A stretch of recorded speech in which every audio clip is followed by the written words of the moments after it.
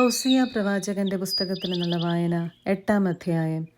ഇസ്രായേലിന്റെ അതിക്രമങ്ങൾ. കാഹളം അധരങ്ങളോടടുപ്പിക്കുക. കർത്താവിന്റെ ആലയത്തിന് മുകളിൽ കഴുകൻ പ്രത്യക്ഷപ്പെട്ടിരിക്കുന്നു. കാരണം അവരെൻ്റെ ഉടമ്പടി ലംഘിച്ചു, എൻ്റെ നിയമം അനുസരിച്ചില്ല. അവരെന്നോട് കരഞ്ഞപേക്ഷിക്കുന്നു. എൻ്റെ ദൈവമേ, ഇസ്രായേലായ ഞങ്ങൾക്ക് അങ്ങയെ അറിയാം. ഇസ്രായേൽ നന്മയെ തിരസ്കരിച്ചു. ശത്രു അവരെ അനുധാവനം ചെയ്യും. അവർ രാജാക്കന്മാരെ വാഴിച്ചു. എന്നാൽ എൻ്റെ ആഗ്രഹം അനുസരിച്ചല്ല അവർ അധികാരികളെ നിയമിച്ചത്. എൻ്റെ അറിവ് കൂടാതെയാണ്. തങ്ങളുടെ വെള്ളിയും സ്വർണവും കൊണ്ട് അവർ വിഗ്രഹങ്ങൾ നിർമ്മിച്ചു. അത് അവരെ നാശത്തിലെത്തിച്ചു. സമരിയ, നിന്റെ കാളക്കുട്ടിയെ ഞാൻ തട്ടിത്തെറിപ്പിച്ചു. എൻ്റെ കോപം അവർക്കെതിരെ ആളിക്കത്തുന്നു. തങ്ങളെ തന്നെ ശുദ്ധീകരിക്കാൻ ഇനിയും അവരെത്ര വൈകും? അത് ഇസ്രായേലിലെ ഒരു ശില്പി ഉണ്ടാക്കിയതാണ്, അത് ദൈവമല്ല. സമരിയായുടെ കാളക്കുട്ടിയെ കഷണങ്ങളായി ഞാൻ തകർക്കും. അവർ കാറ്റു വിതയ്ക്കുന്നു, കൊടുങ്കാറ്റ് കൊയ്യും. വളർന്നു നിൽക്കുന്ന ചെടികളിൽ കതിരില്ല. അത് ധാന്യം നൽകുകയില്ല. നൽകിയാൽ തന്നെ അത് അന്യർ വിഴുങ്ങും. ഇസ്രായേൽ വിഴുങ്ങപ്പെട്ടിരിക്കുന്നു. അവർ ജനതകൾക്കിടയിൽ ഉപയോഗശൂന്യമായ പാത്രം പോലെ ആയിക്കഴിഞ്ഞു. കൂട്ടം വിട്ടലയുന്ന കാട്ടുകഴുതയെപ്പോലെ അവർ അസീറിയയിലേക്ക് പോയിരിക്കുന്നു. എഫ്രായിം കാമുകന്മാരെ കൂലിക്കെടുത്തിരിക്കുന്നു. അവർ ജനതകളുടെ ഇടയിൽ കൂലി കൊടുത്ത് സഖ്യമുണ്ടാക്കിയിട്ടുണ്ടെങ്കിലും ഞാൻ അവരെ വേഗം ഒന്നിച്ചു കൂട്ടും. രാജാക്കന്മാരെയും പ്രഭുക്കന്മാരെയും അഭിഷേകം ചെയ്യുന്നതിൽ നിന്ന് കുറച്ചു കാലത്തേക്ക് അവർ വിരമിക്കും. എഫ്രായിം പാപത്തിനായി ബലിപീഠങ്ങളുടെ എണ്ണം വർദ്ധിപ്പിച്ചു. അത് അവന് പാപം ചെയ്യാനുള്ള പീഠങ്ങളായി. ഞാൻ അവന് 1000 പ്രമാണങ്ങൾ എഴുതി കൊടുത്തിരുന്നെങ്കിൽ തന്നെയും അവന് അവ അപരിചിതമായി തോന്നുമായിരുന്നു. അവർ ബലികൾ ഇഷ്ടപ്പെടുന്നു. അവർ മാംസം അർപ്പിക്കുന്നു, അത് ഭക്ഷിക്കുന്നു. എന്നാൽ കർത്താവ് അവരിൽ സംപ്രീതനാവുകയില്ല. അവിടുന്ന് അവരുടെ അകൃത്യങ്ങൾ ഓർക്കും. അവരുടെ പാപങ്ങൾക്ക് അവരെ ശിക്ഷിക്കും. അവർ ഈജിപ്തിലേക്ക് മടങ്ങും. ഇസ്രായേൽ തൻ്റെ സൃഷ്ടാവിനെ മറന്ന് കൊട്ടാരങ്ങൾ നിർമ്മിച്ചിരിക്കുന്നു. യൂദ സുരക്ഷിത നഗരങ്ങളുടെ എണ്ണം വർദ്ധിപ്പിച്ചു. എന്നാൽ അവൻ്റെ നഗരങ്ങളിന്മേൽ ഞാൻ അഗ്നി അയക്കും. അത് അവൻ്റെ ശക്തിദുർഗങ്ങൾ വിഴുങ്ങിക്കളയും. 9-ാം അധ്യായം. ഇസ്രായേലിനു ശിക്ഷ. ഇസ്രായേൽ, നീ സന്തോഷിക്കേണ്ട, ജനതകളെ പോലെ ആഹ്ലാദിക്കേണ്ട. നീ നിന്റെ ദൈവത്തെ പരിത്യജിച്ച് പരസംഗത്തിലേർപ്പെട്ടു. എല്ലാ മെതിക്കളത്തിലും നീ വേശ്യാവേതനം അഭിലഷിച്ചു. മെതിക്കളവും മുന്തിരിച്ചക്കും അവരെ പോറ്റുകയില്ല. അവർക്ക് പുതുവീഞ്ഞ് ലഭിക്കുകയില്ല. അവർ കർത്താവിൻ്റെ ദേശത്ത് വസിക്കുകയില്ല. എഫ്രായിം ഈജിപ്തിലേക്ക് മടങ്ങും. അസീറിയയിൽ വെച്ച് അവർ അശുദ്ധ ഭക്ഷണം കഴിക്കും. അവർ കർത്താവിന് വീഞ്ഞ് നൈവേദ്യമായി ഒഴുക്കുകയില്ല. തങ്ങളുടെ ബലികൾ കൊണ്ട് അവിടുത്തെ പ്രസാദിപ്പിക്കുകയുമില്ല. അവരുടെ ആഹാരം വിലാപകരുടേതുപോലെയായിരിക്കും. അത് ഭക്ഷിക്കുന്നവരെല്ലാവരും മലിനരാക്കപ്പെടും. അവരുടെ ആഹാരം വിശപ്പടക്കാൻ മാത്രമേ ഉണ്ടാവൂ. അത് കർത്താവിൻ്റെ ഭവനത്തിൽ അർപ്പിക്കപ്പെടുകയില്ല. നിശ്ചിത തിരുനാളിലും കർത്താവിൻ്റെ ഉത്സവ ദിനത്തിലും നിങ്ങൾ എന്തു ചെയ്യും? നാശത്തിൽ നിന്ന് അവരോടി അകലുന്നു. ഈജിപ്ത് അവരെ ഒരുമിച്ച് കൂട്ടും. മെംഫിസ് അവരെ സംസ്കരിക്കും. അവരുടെ വിലപിടിപ്പുള്ള വെള്ളി സാധനങ്ങൾ കൊടിത്തൂവ കരസ്ഥമാക്കും. അവരുടെ കൂടാരങ്ങളിൽ മുൾച്ചെടികൾ വളരും. ശിക്ഷയുടെ ദിനങ്ങൾ വന്നു കഴിഞ്ഞു. പ്രതികാരത്തിൻ്റെ ദിനങ്ങൾ ആഗതമായി. ഇസ്രായേൽ അത് അനുഭവിച്ചറിയും. നിന്റെ വലിയ അപരാധവും വിദ്വേഷവും നിമിത്തം പ്രവാചകൻ നിങ്ങൾക്ക് വിഡ്ഢിയായി. ആത്മാവിനാൽ പ്രചോദിതനായവൻ ഭ്രാന്തനായി. എൻ്റെ ദൈവത്തിൻ്റെ ജനമായ എഫ്രായിമിൻ്റെ കാവൽക്കാരനാണ് പ്രവാചകൻ. എങ്കിലും അവൻ്റെ വഴികളിൽ കെണി വച്ചിരിക്കുന്നു. അവൻ്റെ ദൈവത്തിൻ്റെ ആലയത്തിൽ വിദ്വേഷം കുടികൊള്ളുന്നു. ഗിബയായിലെ ദിനങ്ങളിലെന്ന പോലെ അവരത്യന്തം ദുഷിച്ചു പോയിരിക്കുന്നു. അവിടുന്ന് അവരുടെ അകൃത്യം ഓർമ്മിക്കും. അവരുടെ പാപങ്ങൾക്ക് ശിക്ഷ നൽകും.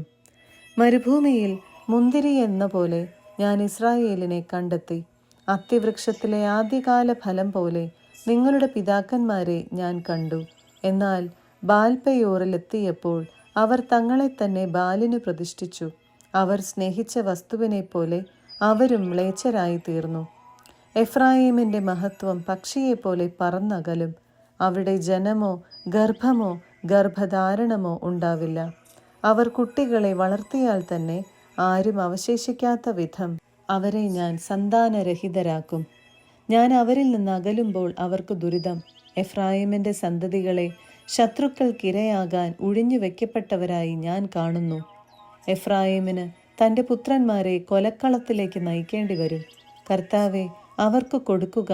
അങ്ങ് എന്തു കൊടുക്കും? അവർക്ക് അലസിപ്പോകുന്ന ഗർഭപാത്രവും വരണ്ട സ്തനങ്ങളും കൊടുക്കുക. അവരുടെ അകൃത്യങ്ങളെല്ലാം ഗിൽഗാലിൽ ആരംഭിച്ചു. അവിടെ വെച്ച് ഞാൻ അവരെ വെറുക്കാൻ തുടങ്ങി. അവരുടെ അകൃത്യങ്ങൾ നിമിത്തം എൻ്റെ ഭവനത്തിൽ നിന്ന് അവരെ ഞാൻ ആട്ടി പുറത്താക്കും. ഞാൻ അവരെ മേലിൽ സ്നേഹിക്കുകയില്ല. അവരുടെ പ്രഭുക്കന്മാർ ധിക്കാരികളാണ്. എഫ്രായിമിന് മുറിവേറ്റു. അവരുടെ വേരുകൾ ഉണങ്ങിപ്പോയി. അവരിനി ഫലം പുറപ്പെടുവിക്കുകയില്ല. അവർക്ക് മക്കളുണ്ടായാൽ തന്നെ ആ അരുമ സന്താനങ്ങളെ ഞാൻ വധിക്കും. എൻ്റെ ദൈവം അവരെ പുറന്തള്ളും. കാരണം അവരവിടുത്തെ വാക്കു കേട്ടില്ല. അവർ ജനതകളുടെ ഇടയിൽ അലഞ്ഞു തിരിയും. 10-ാം അധ്യായം. വിഗ്രഹങ്ങൾ നശിപ്പിക്കപ്പെടും. സമൃദ്ധമായി ഫലം നൽകുന്ന ഒരു മുന്തിരിച്ചെടിയാണ് ഇസ്രായേൽ. ഫലമേറുന്നതിനനുസരിച്ച് അവൻ ബലിപീഠങ്ങളും വർദ്ധിപ്പിച്ചു. രാജ്യം അഭിവൃദ്ധിപ്പെടുന്നതിനൊത്ത് സ്തംഭങ്ങൾക്ക് ഭംഗിയേറ്റി. അവരുടെ ഹൃദയം വഞ്ചന നിറഞ്ഞതാണ്, അതിനാൽ അവർ ശിക്ഷ ഏൽക്കണം. കർത്താവ് അവരുടെ ബലിപീഠങ്ങൾ തട്ടിയുടയ്ക്കും, സ്തംഭങ്ങൾ നശിപ്പിക്കും. അവർ പറയും, കർത്താവിനെ ഭയപ്പെടാത്തതുകൊണ്ട് ഞങ്ങൾക്ക് രാജാവില്ലാതായി.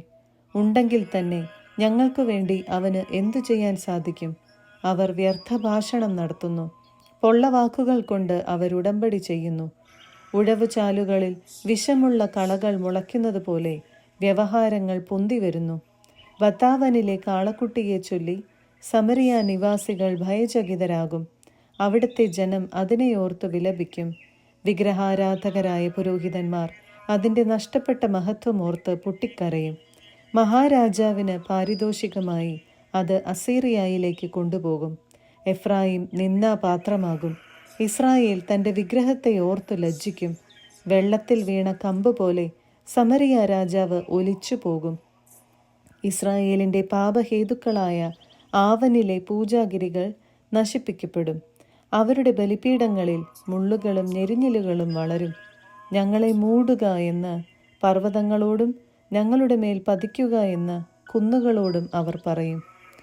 ഗിബയായിലെ ദിനങ്ങൾ മുതൽ ഇസ്രായേൽ പാപം ചെയ്തു. അവിടെ അത് തുടർന്നു. ഗിബയായിൽ വെച്ച് തന്നെ യുദ്ധം അവരെ പിടികൂടുകയില്ലേ? തന്നിഷ്ടക്കാരായ ജനത്തെ ശിക്ഷിക്കാൻ ഞാൻ വരും. തങ്ങളുടെ ഇരു തിന്മകൾക്ക് അവർ ശിക്ഷിക്കപ്പെടുമ്പോൾ ജനതകളെ അവർക്കെതിരെ ഞാൻ ഒരുമിച്ച് കൂട്ടും. മെതിക്കാൻ ഇഷ്ടമുള്ള പരിശീലനം സിദ്ധിച്ച പശുക്കുട്ടിയായിരുന്നു എഫ്രായിം.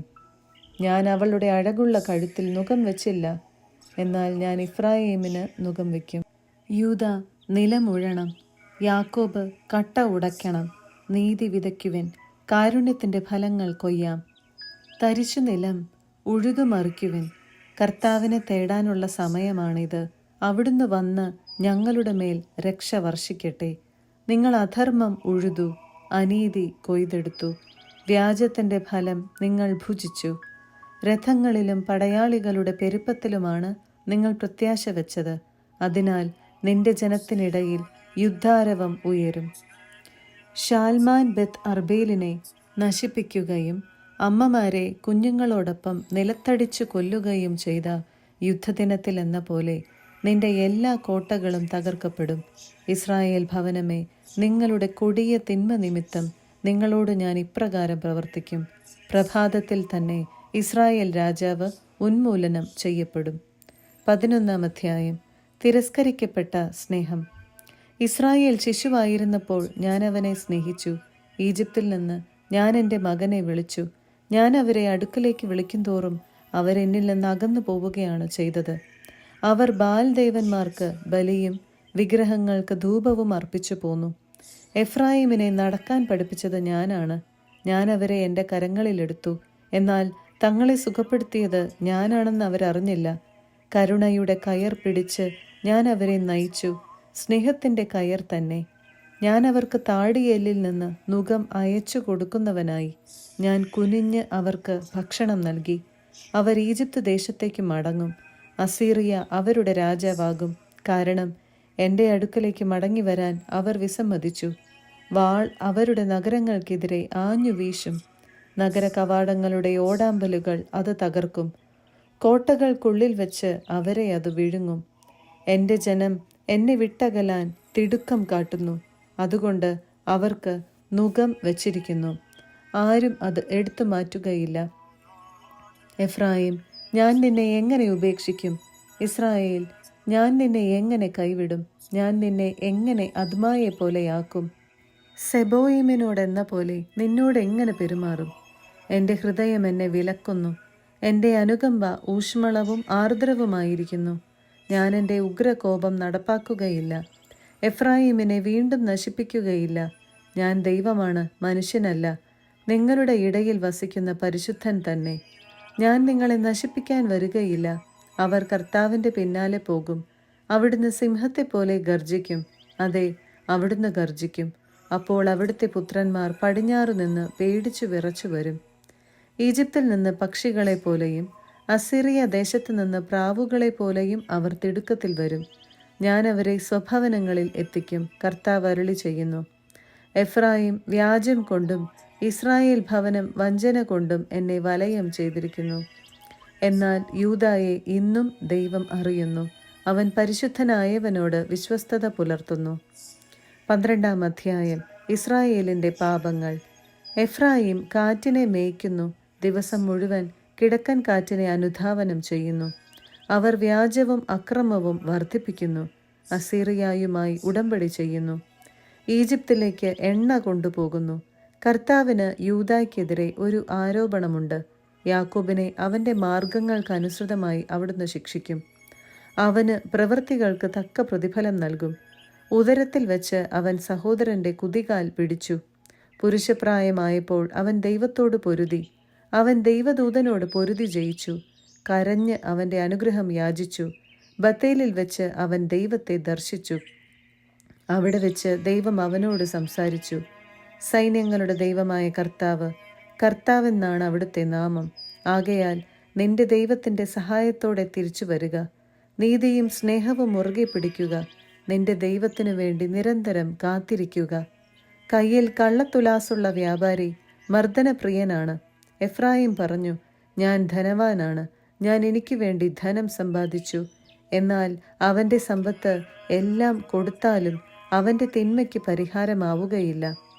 നീ ഈജിപ്ത് ദേശത്തായിരുന്ന നാൾ മുതൽ ഞാനാണ് നിന്റെ ദൈവമായ കർത്താവ്. പഴയ നാളുകളിൽ എന്ന പോലെ നിങ്ങളെ ഞാൻ വീണ്ടും കൂടാരങ്ങളിൽ വസിപ്പിക്കും. ഞാൻ പ്രവാചകന്മാരോട് സംസാരിച്ചു. ദർശനത്തിനുമേൽ ദർശനം അരുളിയതും പ്രവാചകന്മാർ വഴി അന്യാപദേശങ്ങൾ നൽകിയതും ഞാനാണ്. ഗിലയാദിൽ അകൃത്യമില്ലേ? അവർ ശൂന്യതയിൽ ആഴും. ഗിൽഗാലിൽ അവർ കാളകളെ ബലികഴിക്കുന്നില്ലേ? അവരുടെ ബലിപീഠങ്ങൾ വയലിലെ ഉഴവുചാലിലുള്ള കൽക്കൂമ്പാരങ്ങൾ പോലെ ആയിത്തീരും. യാക്കോബ് ആരാം ദേശത്തേക്ക് പലായനം ചെയ്തു. അവിടെ ഇസ്രായേൽ ഭാര്യയെ നേടാൻ വേണ്ടി ജോലി ചെയ്തു. ഭാര്യയെ സമ്പാദിക്കാൻ വേണ്ടി അവൻ ആടുകളെ മേയിച്ചു. ഒരു പ്രവാചകൻ വഴി കർത്താവ് ഇസ്രായേലിനെ ഈജിപ്തിൽ നിന്ന് കൊണ്ടുവന്നു. ഒരു പ്രവാചകനാൽ അവർ സംരക്ഷിക്കപ്പെടുകയും ചെയ്തു. എഫ്രായിം കഠിനമായ പ്രകോപനമുണ്ടാക്കി. ആകയാൽ രക്തത്തിനുള്ള ശിക്ഷ കർത്താവ് അവൻ്റെ മേൽ ചൊരിയും. അവൻ്റെ നിന്ദനങ്ങൾ അവനിലേക്ക് തന്നെ തിരിച്ചു ചെല്ലും. 13-ാം അധ്യായം. ഇസ്രായേലിൻ്റെ അന്തിമവിധി. എഫ്രായിം സംസാരിച്ചപ്പോൾ ആളുകൾ വിറച്ചു. അവർ ഇസ്രായേലിൽ സമുന്നതനായിരുന്നു. എന്നാൽ ബാൽ നിമിത്തം അവൻ പാപം ചെയ്തു. അവൻ മരിച്ചു. അവരിപ്പോൾ കൂടുതൽ പാപം ചെയ്യുന്നു. തങ്ങൾക്കു വേണ്ടി വാർപ്പ് വിഗ്രഹങ്ങൾ നിർമ്മിക്കുന്നു. വെള്ളി കൊണ്ട് വിദഗ്ധമായി നിർമ്മിച്ച ബിംബങ്ങൾ. അവയെല്ലാം ശില്പിയുടെ കരവേല മാത്രം. അവയ്ക്ക് ബലിയർപ്പിക്കാൻ അവരാവശ്യപ്പെടുന്നു. മനുഷ്യർ കാളക്കുട്ടികളെ ചുംബിക്കുന്നു. അതുകൊണ്ട് അവർ പ്രഭാതത്തിലെ മൂടൽമഞ്ഞു പോലെയോ മെതിക്കളത്തിൽ നിന്ന് പറത്തിക്കളയുന്ന പതിരു പോലെയോ പുകക്കുഴലിൽ നിന്നുയരുന്ന പുക പോലെയോ ആയിത്തീരും. നീ ഈജിപ്ത് ദേശത്തായിരുന്ന നാൾ മുതൽ നിന്റെ ദൈവമായ കർത്താവ് ഞാനാണ്. എന്നെയല്ലാതെ മറ്റൊരു ദൈവത്തെ നീ അറിയുന്നില്ല. ഞാനല്ലാതെ മറ്റൊരു രക്ഷകനില്ല. മരുഭൂമിയിൽ വെച്ച് വരണ്ട ദേശത്ത് വെച്ച് നിന്നെ അറിഞ്ഞത് ഞാനാണ്. എന്നാൽ അവർ ഭക്ഷിച്ചു തൃപ്തരായപ്പോൾ അവരുടെ ഹൃദയം അഹങ്കരിക്കുകയും അവരെന്നെ വിസ്മരിക്കുകയും ചെയ്തു. ആകയാൽ ഞാൻ അവർക്ക് ഒരു സിംഹത്തെപ്പോലെ ആയിരിക്കും. പുള്ളിപ്പുലിയെപ്പോലെ വഴിയരികിൽ ഞാൻ പതിയിരിക്കും. കുഞ്ഞുങ്ങൾ അപഹരിക്കപ്പെട്ട കരടിയെപ്പോലെ ഞാൻ അവരുടെ മേൽ ചാടി വീഴും. അവരുടെ മാറിയിടം ഞാൻ വലിച്ചു കീറും. സിംഹത്തെപ്പോലെ ഞാൻ അവിടെ വെച്ച് അവരെ വിഴുങ്ങും. വന്യമൃഗത്തെപ്പോലെ അവരെ ഞാൻ ചീന്തിക്കളയും. ഇസ്രായേൽ, നിന്നെ ഞാൻ നശിപ്പിക്കും. ആർക്കു നിന്നെ സഹായിക്കാൻ കഴിയും? നിന്നെ രക്ഷിക്കാൻ നിന്റെ രാജാവ് എവിടെ? നിന്നെ സംരക്ഷിക്കാൻ പ്രഭുക്കന്മാരെവിടെ? എനിക്ക് രാജാവിനെയും പ്രഭുക്കന്മാരെയും തരുക എന്ന് നീ ആരെക്കുറിച്ച് പറഞ്ഞുവോ, അവരെവിടെ? എൻ്റെ കോപത്തിൽ നിനക്ക് ഞാൻ രാജാക്കന്മാരെ തന്നു. എൻ്റെ ക്രോധത്തിൽ ഞാൻ അവരെ നീക്കം ചെയ്തു.